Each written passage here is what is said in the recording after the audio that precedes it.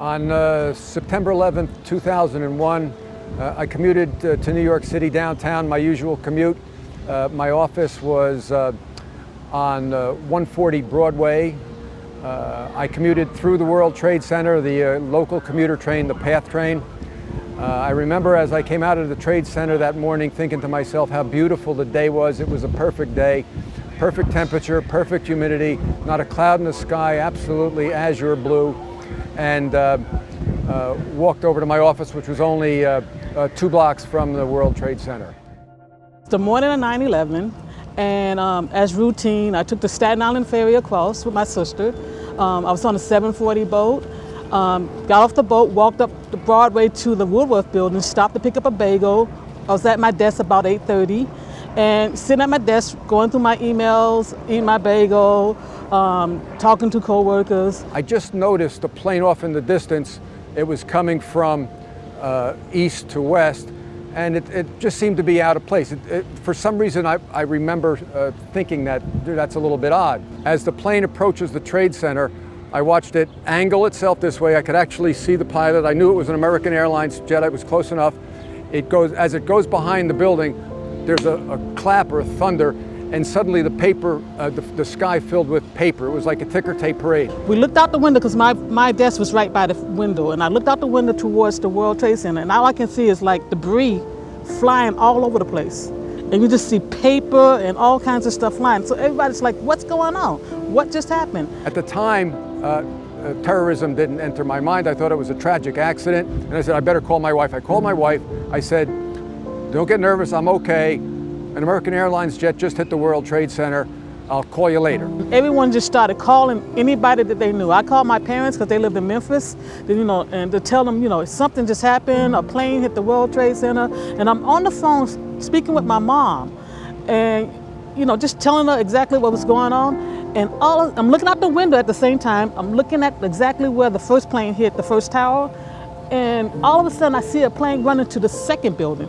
And I'm like, oh my God, I got to get out of here. I hung up the phone on my mom, and we all started screaming and saying, we have to get out. We don't know what's going on. We need to get out of the building. At that point, everybody is panicked. Everybody knows there's something else going on. So we all began to walk down 40 flights of stairs, and we can't see outside. So the entire walk down, it was a very nerve-wracking walk. People were helping each other. It was very organized. It was very orderly. You hear people talking. Everybody's looking at the tower, and it's like the building that Aon was in. And we did a lot of business with Aon, so I knew people that worked for Aon. I'm thinking, oh my God, that's exactly where Aon is, where the building's on fire. We were worried about people that we knew. One of my coworkers standing right next to me, and she kept repeating over and over, I can't get in contact with my sister. I can't get in contact with my sister. Her sister worked for Aon. And I'm thinking, oh my God, this is not good at all. There was a diner on the corner called the Pearl Diner. We're in there just a few minutes. The food was just being brought to our table. They had the doors open because it was such a clear, beautiful day. And somebody was running down Maiden Lane yelling, the tower is falling. And then this unbelievable cloud of dust, you can see it on television, you know what it looks like, came down the block into the diner, and we were all covered in the dust and the soot. For whatever reason, we went out the back of the diner, went around the corner to Water Street, and you couldn't see anything in front of you, couldn't see anything around you. It smelled like a damp basement. And we ducked into a lobby of an office building at 160 Water Street. The entire downtown Manhattan looked like a moonscape. I'm now looking out the windows at Water Street. The second one came down, and it turned pitch dark.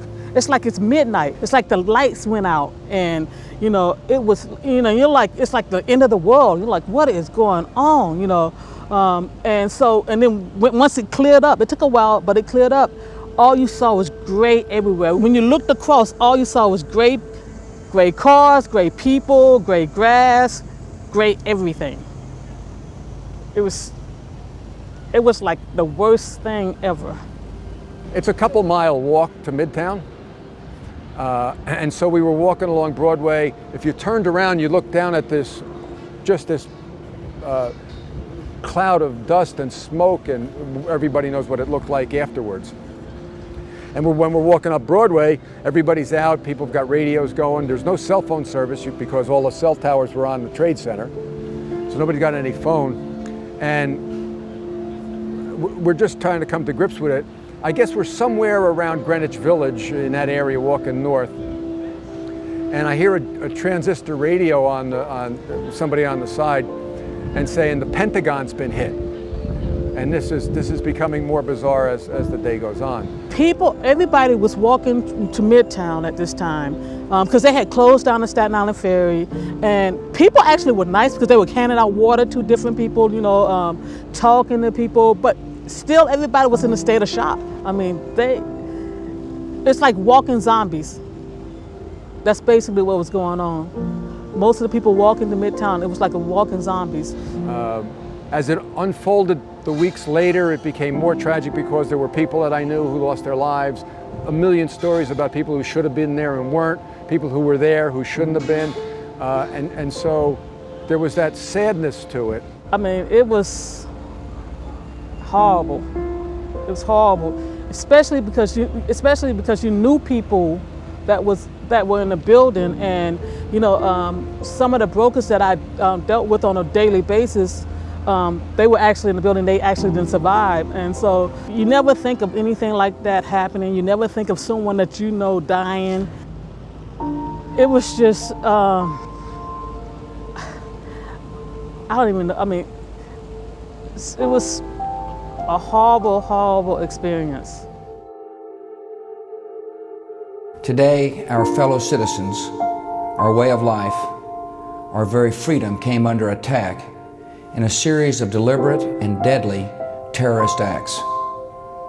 The victims were in airplanes or in their offices, secretaries, businessmen and women, military and federal workers, moms and dads, friends and neighbors.